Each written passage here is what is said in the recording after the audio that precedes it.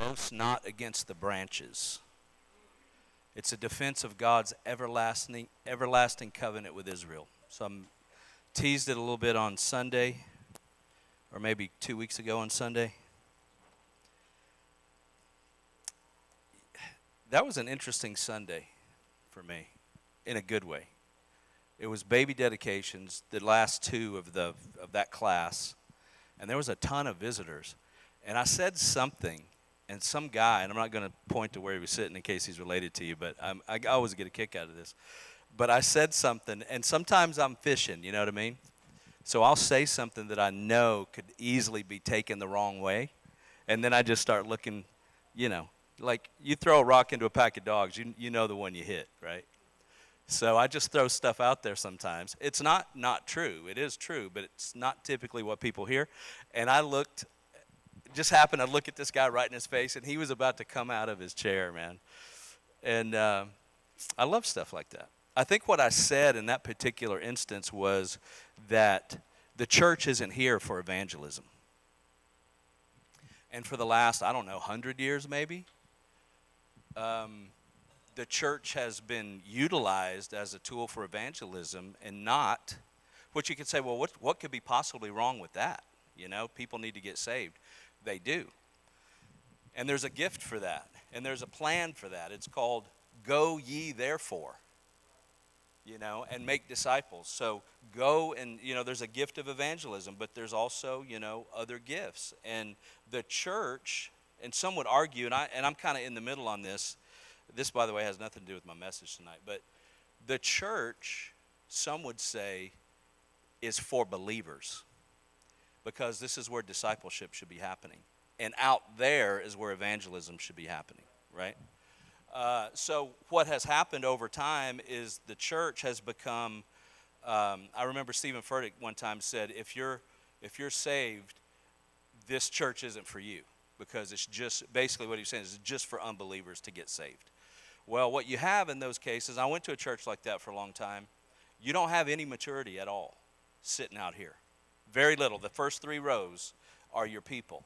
But everybody else, they're getting saved every week. Everybody they know that they bring is getting saved every week. Nobody knows anything, couldn't rub 2 scriptures together if they had to, but they come every week, because if they don't, they might backslide. And so it's a backhanded way to pack the church, but you're really not doing anything but just, you have a form of godliness, but you deny the power. Because the power of the gospel is discipleship. Because when you get a disciple, then that person's going to go and they're going to preach everywhere they go. But when people are tethered to the altar because, I don't know, I got to get saved every week. I flipped somebody off this week, or whatever. It's an ingrown form of Christianity that's not even close to what it's supposed to be. So I said that, and I got a reaction. I was waiting to see if I got any comments or, if I heard through the grapevine, because I love to sit with people and talk about these things, but I didn't. So, and they weren't here last week, so it's all good. They'll be back around next time there's a family function, and we'll get them again. All right, let's talk about this. I mentioned this the other day. In fact, on that Sunday, I talked about Israel. And I talked about people who are coming against Israel. So first of all, let's just decide nobody's going to get offended tonight. If you love Tucker Carlson more than Jesus, I still love you. Don't get mad at me.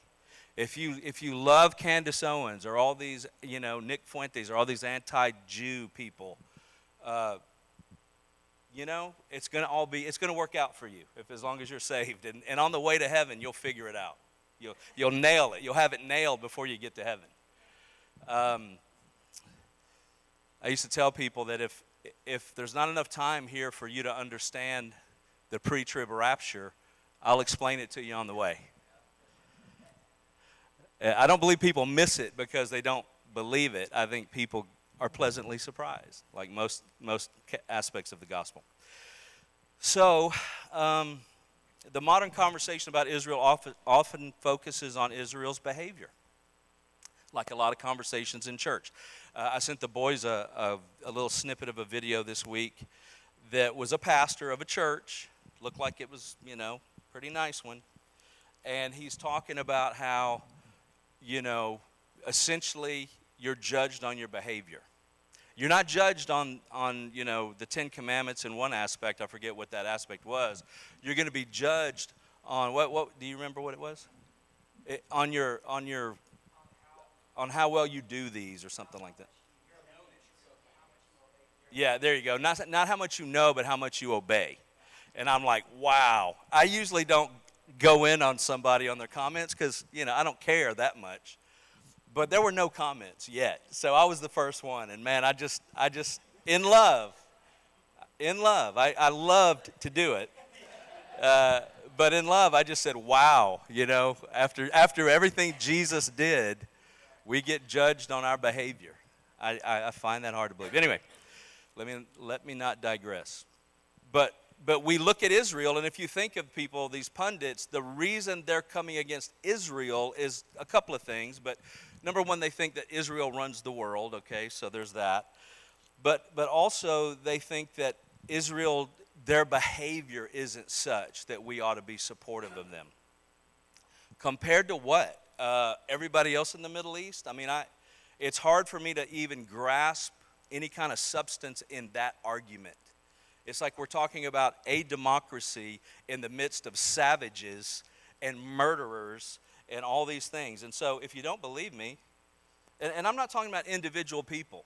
There was a Muslim guy that changed my blowout on the bridge coming into West Memphis, otherwise known as Little Beirut, the other night. Super nice kid. Went to, I don't think he was a Christian, but he had gone to the Ethiopian church that Philip started, traditionally. We don't really know if it was Philip that started it, but it was called Philip's Church or whatever, Anyway, but listen to this. Can we put that, John, can you put that graphic up? Okay. No, not yet. I'll call for the map. Yeah, I'll actually have a sermon I'm going to preach shortly, and I'll be calling for that map then. But we're going to start with this. Okay, so some of these are years ago when you guys weren't even born yet, okay? The Nice attack, Muslim. The Paris attacks, Muslim. The shoe bomber, Muslim. The Orlando nightclub attack, if you remember that one, Muslim.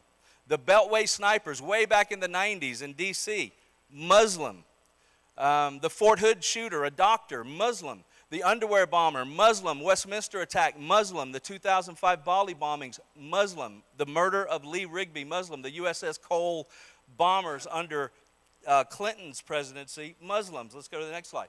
The London Bridge attack, Muslim. The Madrid train bombers, Muslim. Charlie Hebdo attacks on the newspaper in Paris, Muslim. The San Bernardino, California, right down the road from, right across the highway from our church at the time, Muslim. The Surabaya bombings, Muslim. The Minnesota mall stabbings, Muslim. The 7/7 bombers. The Moscow theater attackers, if you remember those guys, they were Chechnyan, Muslim. The Boston Marathon bombers, Muslim. The Ankara airport attack, Muslim. The Manchester arena bombing, Muslim. The Pan Am 103 Lockerbie bombing way back in the day, I think that was the 80s, Muslims. Yeah, let's not forget 9/11. I'm sure there was a Muslim in there somewhere working for the CIA. Fire doesn't melt steel. Hello. I went to school in Mississippi, and I know that. Okay.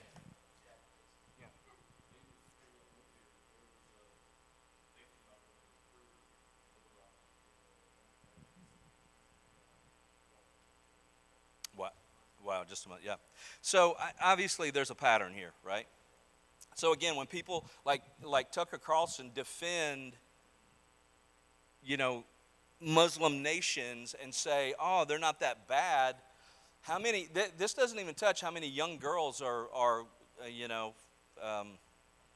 what's it called? Mutilated, circumcised, that's mutilation for them. How many young girls are forced into marriages? Even soldiers talk about in Iraq where all these Taliban soldiers had a Thursday boy, a little kid that they carried around with them that they all had sex with. Little boy. The Hamas, I think it was his son who came to America. Son of Hamas, I think is his book that he wrote. That's why he left Islam. He got raped by a family member. So these people are scumbags. All right. The ones that are, fundamentally crazy, I guess. I'll give some wiggle room, but how anybody that tolerates it is a scumbag. So they're all, scumbags. At least Christians will call it out and try to put an end to it. People who are civil and legitimate, they'll call it out. Robert Morris needs to be in prison. All these things, but you see, in that culture, they don't say anything, and I can't abide that. That's just nonsense. Okay, and neither can God, by the way. So, the question is not, is Israel worthy? Okay, just cut to the chase here. The question is God faithful to his word? So when we start talking about the church has taken the place of Israel, that's really what we're talking about here. It's called replacement theology. So once the church was born in Acts 2, around 2000 AD, then Israel was no longer relevant. That's the claim. That's one aspect of it. The other aspect of it is that they've lost their covenant just because they crucified Jesus. They rejected Christ. As has everybody in here at one time or other. So anyway, let's just go through this as quickly as we can. Number one, the Abrahamic covenant was declared everlasting. So Genesis 12. And we're just going to go 3 verses here. Now the Lord had said to Abram, get out of your country, from your family, and from your father's house, to a land that I will show you. I will make you a great nation. I will bless you and make your name great, and you shall be a blessing. I will bless those who bless you. I will curse him who curses you, and in you all the families of the earth shall be blessed. Pretty powerful. God calls Abraham and promises a nation, a land, and that he'll be a blessing to the world. Pretty amazing for a guy that, started off not doing what he was told. He said, get up from your father's house and go where I tell you. And he got up, but the first thing he did is bring his brother's son, a member of his father's house, and God still blessed him. So that's interesting to me. So notice this, that God doesn't say in this passage, well, let me not get ahead of myself. Let me go up to Genesis 17, 7 and 8. Okay? Genesis 17, 7 and 8. And I will establish my covenant between me and you and your descendants after you in their generation for an everlasting covenant, to be God to you and your descendants after you. Also I give to you and your descendants after you the land in which you are a stranger, all the land of Canaan, and as an everlasting possession, and I will be their God. Okay? So nowhere does he say here that the everlasting covenant is based on his behavior or his qualification. He's qualified by the testator, who is God. God has qualified him by this promise. Okay? So now, let's talk quickly about the covenant ceremony. And this is my assertion, you guys. I feel like people who are struggling with this concept of Israel and the church coexisting don't have a revelation of the Father. I'm around a ton of people that are highly refined in their theology, very professional in their theology, and I hear them talk about God a lot. Never, and I mean never, have I heard any of them talk about the Father. There's not a revelation of the Father, and that matters, because the way God chose to relate to you is as your Father. That's the new covenant promise, that we are his children, he is our Father. And a son is different than a servant. The servant can get fired. The son can't. The son and the servant work together. At the end of the day, the servant takes his money and leaves, and the son comes in, eats at the father's table, sits around the fireplace, and dreams about the future. There's a difference. And God wants you to know that you are his sonship, daughtership, however that applies to you. So that's the first thing. The second thing that these people don't have, and I'm talking about the Tucker Carlsons of the world, all these highfalutin, high-educated, nonsensical people taking money from Qatar. What they don't understand is blood covenant. And we're going to talk a little bit about that tonight. But God made a covenant with Israel. And we already heard that he called that an everlasting covenant.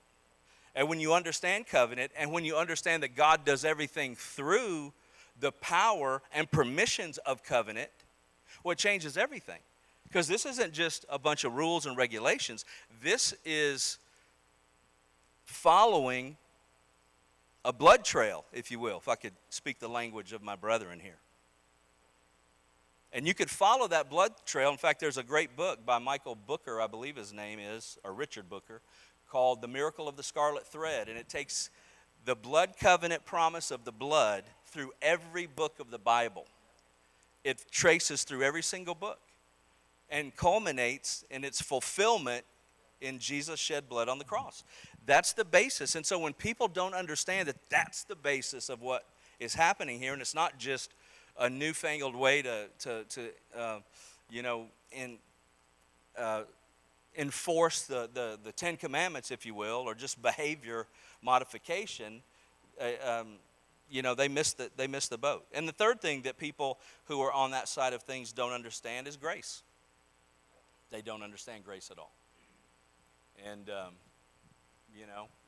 grace, the idea that we are recipients of unmerited favor in every regard has gotten me kicked out of more Christian churches than you would even believe. And if you stay around this long enough, you'll have the same experience. And that's really, it's an honorable thing, in my opinion. So, with that out of the way, let's talk about this covenant ceremony that we find in Genesis 15, okay? This is, again, the book, The Miracle of the Scarlet Thread. I used that. I taught in a Bible college many years ago, and I taught blood covenant, and we used that book. I taught that class for 6 years, and it was always really the student body favorite because it's so empowering. The revelation of that is just so powerful. So let's go to Genesis 15. And we'll start in verse 17. And it came to pass when the sun went down and it was dark, that behold, there appeared a smoking oven and a burning torch that passed between the pieces. And on the same day the Lord made a covenant with Abram, saying, to your descendants I have given this land, from the river of Egypt to the great river, the river Euphrates. The Kenites, the Kenizzites, the Cadmonites, the Hittites, the Perizzites, the Rephaim, the Amorites, the Canaanites, the Girgashites, and the Jebusites. Now take a look at this picture. We've got a diagram of that promise. Remember, that's the promise God made Abraham as he, and I'm going to walk back through this ceremony that they did in just a moment. But take a look at this. These are the borders that God promised in Genesis 15. Now you look at that. That's about a fourth of Egypt. It goes all the way over. It's half of Iraq. It's, a good third of Saudi Arabia and almost all of Syria, not to mention all of Jordan. And people say, oh, well, David expanded the kingdom to that degree. No, he didn't. That has never happened. But it's going to happen. You know how I know? Because God said it was. That's his promise. So we ain't even really got started yet over there. It's amazing what happens when you read the Bible. This is the promise God made to Abram in Genesis 15. And now, what's interesting and why understanding blood covenant is so important is it's where we get our marriage ceremony. There's these things we do. Well, it's the same thing in the blood covenant ceremony. When two people are entering into a covenant, a marriage is a covenant. That's why it's so destructive when they're torn apart, because you can't break a covenant. It wasn't meant to be broken. That's why these things happen. Now, thank God, there's grace. And again, what people don't understand, there's grace for us to move forward in the renewed revelation of who God truly is and what he's now promised to do as we move on in our lives. So there's no judgment. But what I'm saying is this, is these two people come together, and they're going to enter into this covenant. And they go through a series of rituals. They'll face each other, and then, or they'll start back to back, and there'll be all these dead animals split in half on both sides. And as they walk away from each other, they'll walk a figure eight around these animals, and they'll come back face to face. And what they're saying is, if I break this covenant, let this be done to me and more also. And then they go through a ring exchange. They go through all these little things is where we get our marriage ceremony. But what's interesting that I want to point out here is they both walk between the pieces. But in this particular scenario, and you can read it tonight when you go home in Genesis 15, Abraham is in the way. He's like these babies that start growing up and get in the way in the kitchen. He's wanting to help, and he means well. But, you know, there's vultures coming down, and he split all the animals, and he's running out there, and he's shooing them away. And God's like, look, I'm not going to be able to do anything with him in the way like this. So he puts him to sleep. And what's interesting is Jesus walks through the pieces, and Abram didn't. So this is what we would call a unilateral covenant. It's one-sided. Here's what else it means. In the relationship of this covenant, God subverts himself to serve. He's serving Abram. And friends, he served us when Jesus went to the cross. Jesus washed the feet of the disciples. He's a servant king. He's showing us the picture of what nobody in the world could ever understand, that the King of Kings laid down his life for us. And so to point all that out, thousands of years before it actually happened, Jesus, God the Son, moves through these pieces and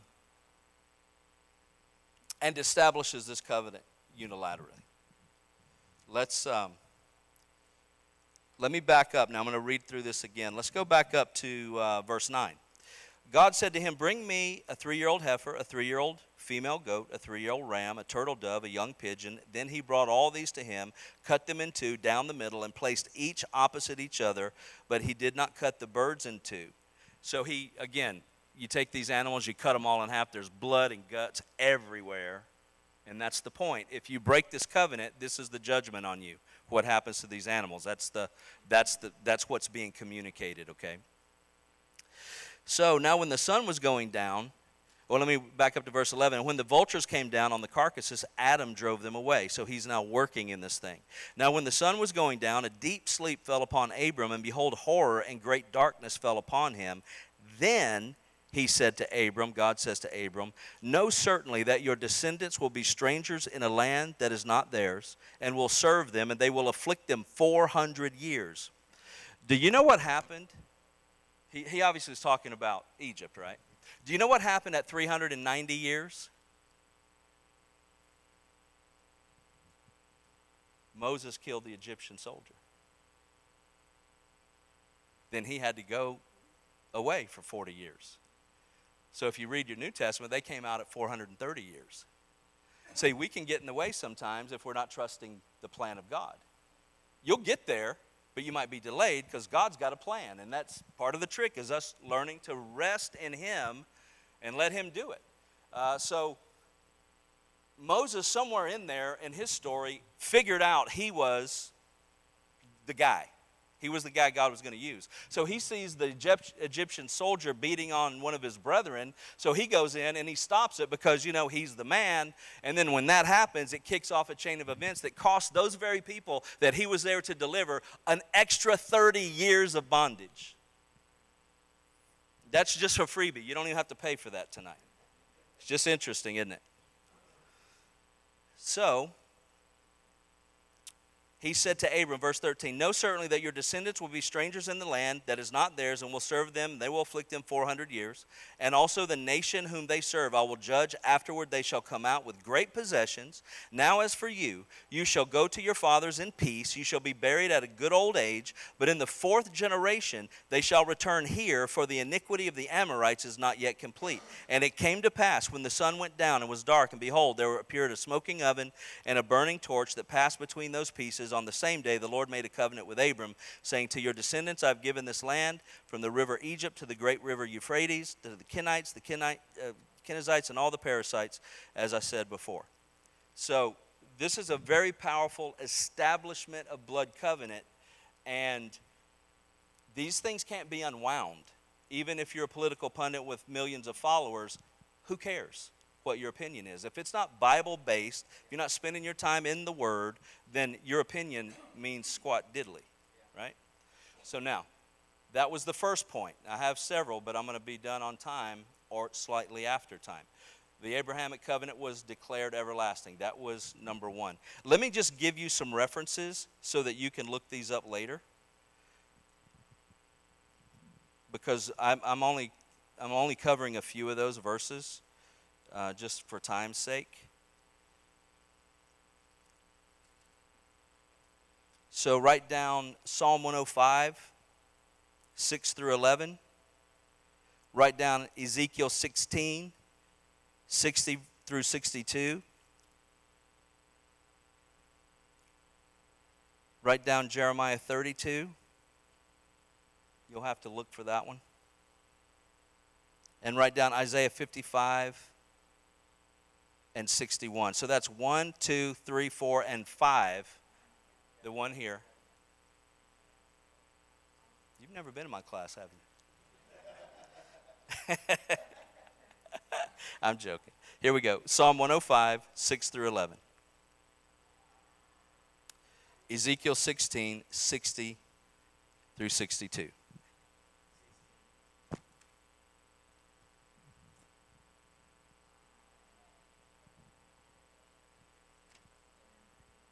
Jeremiah 32, and I'm going to give you the verse because I'm nice.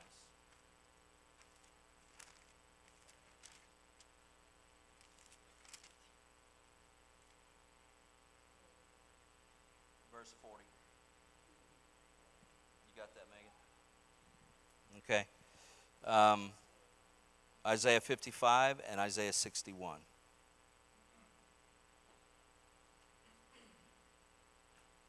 So 5 times.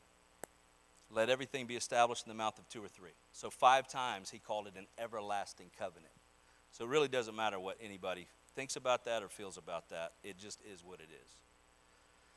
Okay, Israel's failure was foreknown by God.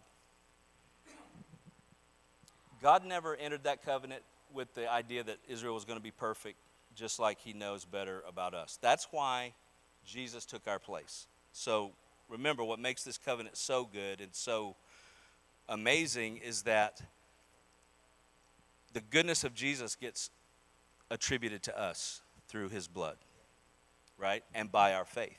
So when we receive that by faith, then that's accounted to us. So that's why you don't go to hell for all that you've done. You go to heaven for what Jesus did, right? That's the nature of the new covenant. So let me go to Deuteronomy 9, 4 through 6. Deuteronomy 9, 4 through 6 should be on the overhead. Do not think in your heart after the Lord your God has cast them out before you, saying, quote, because of my righteousness the Lord has brought me in to possess this land. But it was because of the wickedness of these other nations that the Lord is driving them out before you. In other words, he's saying, don't think this is about you. This is about me not liking them more than I don't like you. It is not because of your righteousness or the uprightness of your heart that you go in to possess their land, but because of the wickedness of these nations that the Lord your God drives them out before you, and that he may fulfill the word which the Lord swore to your fathers, to Abraham, Isaac, and Jacob. So he's establishing that they have a place of prominence in this covenant, but it's not because of their actions. Like nothing we have in this thing is because we earned it or we deserved it. It's actually just the contrary, which shows how good God is. Verse 6, therefore understand that the Lord your God is not giving you this good land to possess because of your righteousness, for you are a stiff-necked people. So if he wasn't choosing them then because they were righteous, why would he be choosing them now or rejecting them now because they're unrighteous? Ezekiel 36:22. I don't know if this is on the overhead. Therefore say to the house of Israel, thus says the Lord God, I do not do this for your sake, O house of Israel, but for my holy name's sake, which you have profaned among the nations.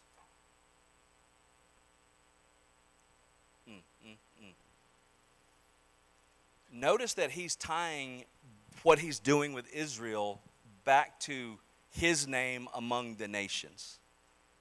He's showing the world. Now remember, all these people, as bad as they are, they still have an opportunity to be saved. But they're going to be saved because he started with Israel. And that was his choice. And that's what people struggle with. They can't wrap their minds around that. But let me say it this way. If God abandons Israel because of sin, then his covenant promises become conditional, and his word becomes unstable or untrustworthy.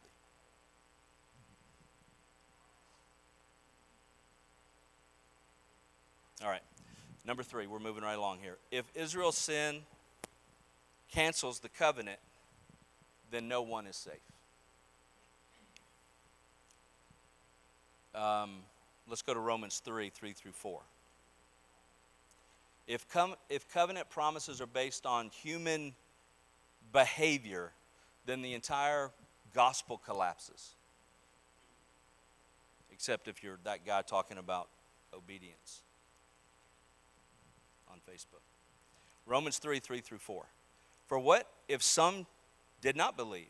Will their unbelief make the faithfulness of God without effect? Certainly not. Indeed, let God be true, but every man a liar. As it is written, that you may be justified in your words and may overcome when you are judged. If human unfaithfulness canceled out the promises of God, then David would be disqualified. Moses would be disqualified. Peter would be disqualified. The church would be disqualified. Romans 11:29, for the gifts and calling of God are irrevocable. God doesn't change his mind. If he did, nobody could trust salvation. And maybe some people don't. That's why they feel like they've got to work for it, because then it's on them. Which is even scarier and shakier. Okay, so now let's get to the name of this thing tonight. The church is warned not to boast against Israel, and you see that happening in our culture today. In Romans 11:17, I'm going to go down through 21. Listen to this. And if some of the branches were broken off, and you, being a wild olive tree, were grafted in among them, and with them became partakers of the root and fatness of the olive tree. Remember, there are Jews that are saved. And they're going to be Jews that continue to get saved. So this isn't like, he didn't exclude those that have faith. But what he did is opened it up to us, the Gentiles, because the entire nation. And even if the entire nation would have received, remember now, then what's going to happen in the book of Revelation just would have been expedited. Then they would have been the one preaching the gospel, not people like, the Gentile people of the first, second, third centuries. So do not boast against the branches, verse 18. But if you do boast, remember that you do not support the root, but the root supports you. You will say then, branches were broken off that I might be grafted in. Well said, because of unbelief they were broken off. And you stand by faith. Do not be haughty, but fear. For if God did not spare the natural branches, he may not spare you either. So Paul uses the olive tree analogy. The root is the Abrahamic covenant, which we read in Genesis 15 and 17. Started in 12. Genesis 12, Genesis 15, Genesis 17 are the particulars of that promise. The natural branches are Israel. The wild branches are the Gentiles. And the Gentiles are grafted in, not replacing the tree. And this is where, that replacement theology comes in. It's like, oh, well, God's done with them, now we're going to take it. It's just, again, if you don't understand the framework of covenant in Scripture, then I could see how you'd struggle with that, but it would also be because you're not reading the New Testament, because it's very clear in the book of Romans what Paul is saying, and in the epistles as well. He's confronting Gentile arrogance toward Israel, which was prevalent in his day, just like it is in our day. So this arrogance has led historically to replacement theology, anti-Semitism, which, we see in the Third Reich, in other places, even in our culture, persecution of Jews and Christian nation, and the general misunderstanding of the gospel around the world, even in Israel. And that's the thing. It's like people say, well, they hate Christians. Yeah, so does the Muslims. They don't understand the gospel. That's okay. We didn't understand it either for a long time. All right, so we're coming in for a landing here. I'm going to hit one more of these. Israel's hardening is temporary and purposeful. Romans 11:25.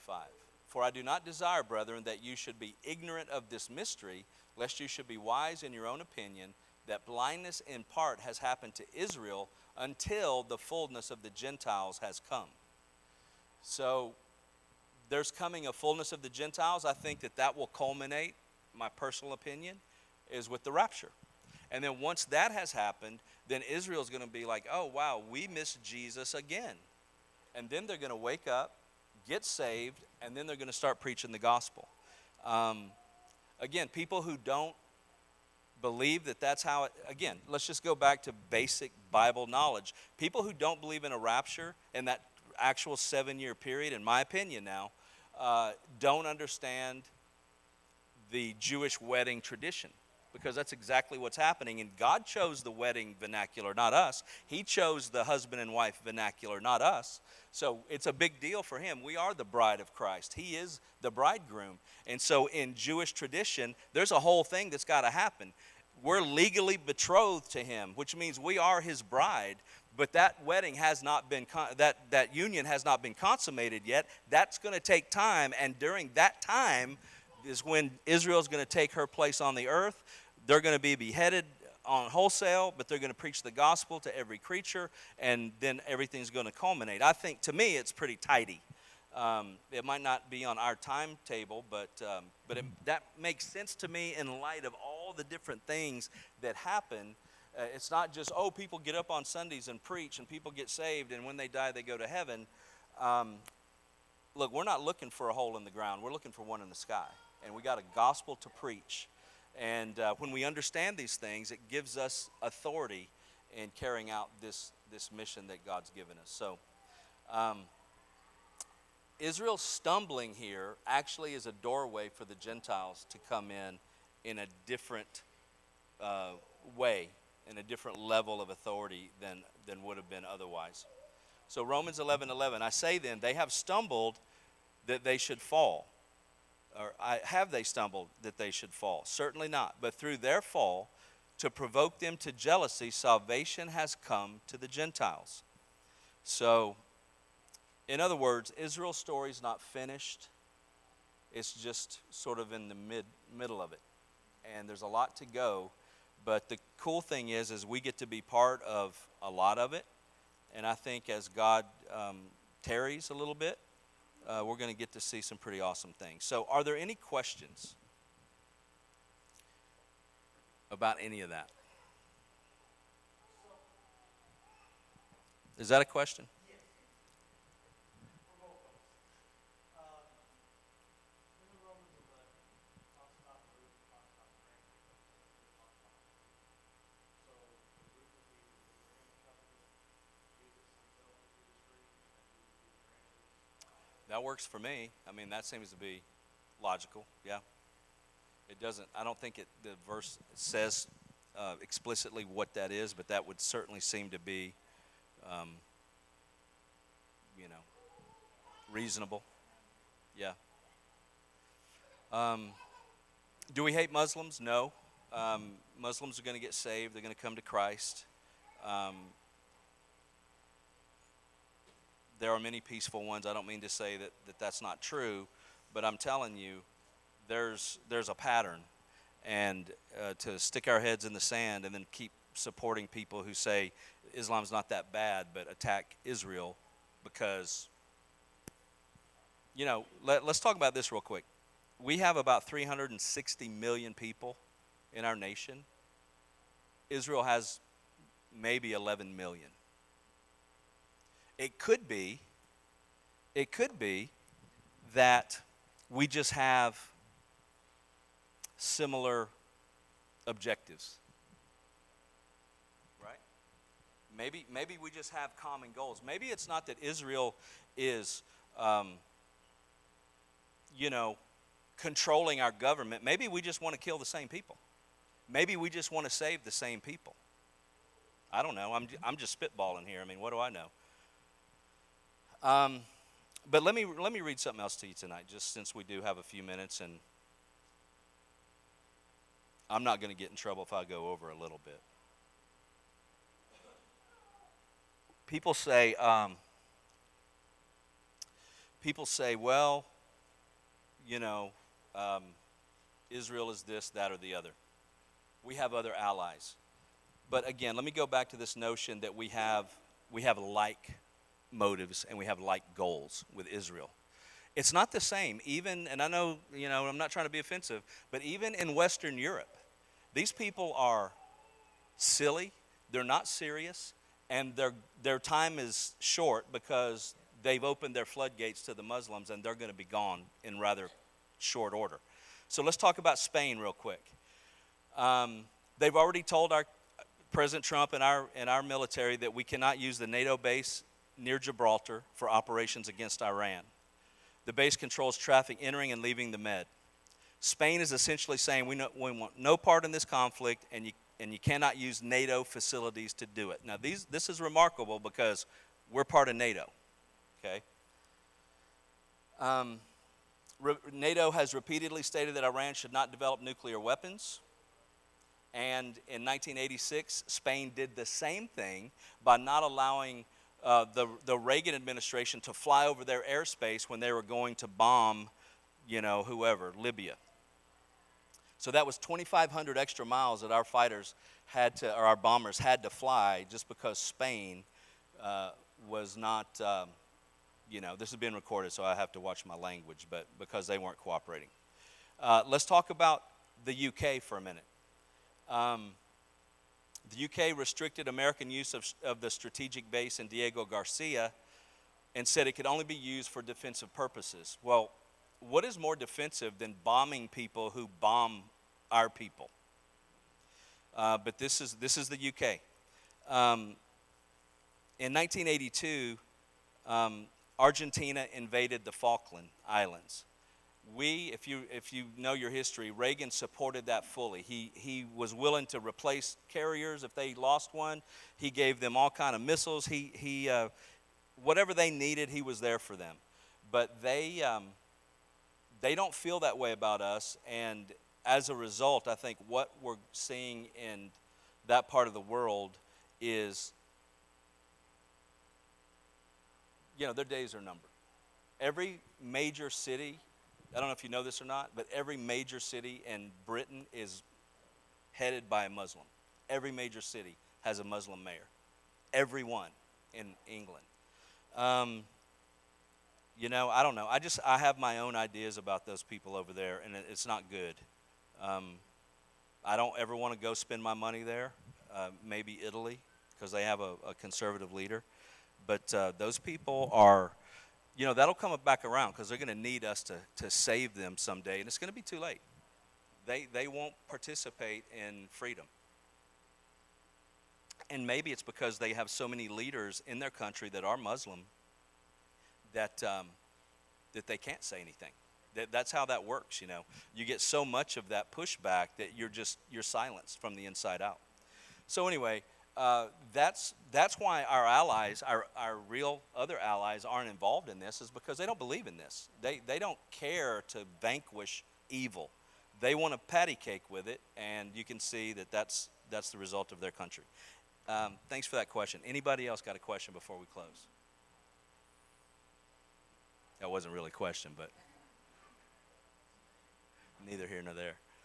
Okay, so tonight was the last Wednesday night in this format. You know, everything, seasons come and go, and they're always good, but new seasons are exciting as well.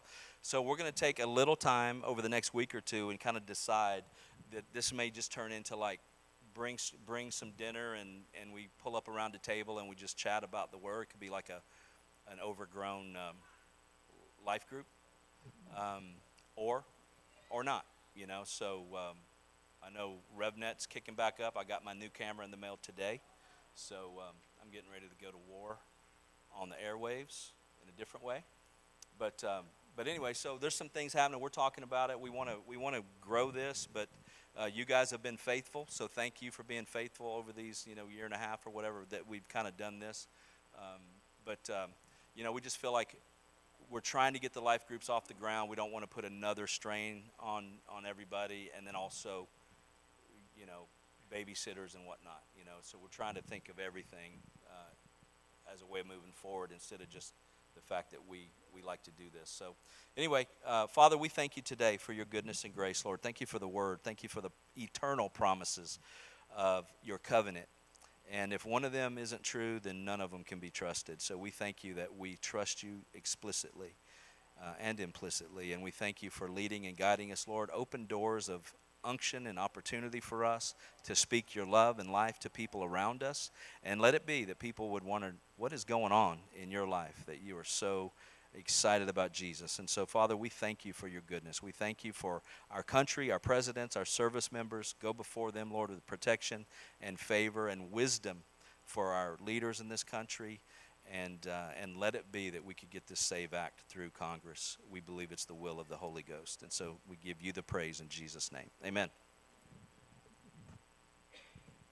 Sorry, we have a few announcements, everybody. But before we do, the goal is to start that Wednesday night expression in some capacity, the Wednesday after Easter. So from now until then, we won't have anything on Wednesday nights, and we're going to strategize and get a plan on how that looks, and then we'll kind of kick that back out. That will not be like a church-wide thing. That will be to the people that have been faithful to the Wednesday nights. Pretty much everybody in here serves in some capacity anyways. We're involved in some capacity. So it'll be, kind of our Wednesday night expression, but sitting around a table, asking questions, and just fellowshipping and having that midweek time together to strengthen one another. So that, again, will pick up Wednesday after Easter.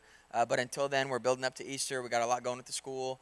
We're going to try this weekend to frame everything out if you're available, a mighty man of God, or woman if you want. No, whatever. You come out and help. But we'll be doing that this weekend. Sierra has some announcements now. Hello, again. I'm going to, wow, my voice sounds terrible. I just really wanted to emphasize, I'm going to send this in everybody's life groups to send to your life groups. Sisters Retreat, we need a $50 deposit. It's due by March 22nd. So encourage the ladies in your groups to register for that. And then Easter, we need eggs and candy. You can tell your life groups, just put it in your Amazon cart and send it to the church.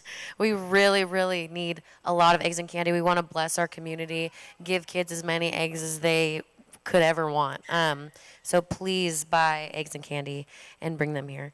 We have 2 services, and then also wanted to talk about the auction. If you have a business in here or you know somebody that has a business and would like to donate a prize to our auction, the auction is going to be probably our biggest fundraiser in opening the school. We've had amazing prizes so far. I'm really excited, but we'll also be playing bingo. So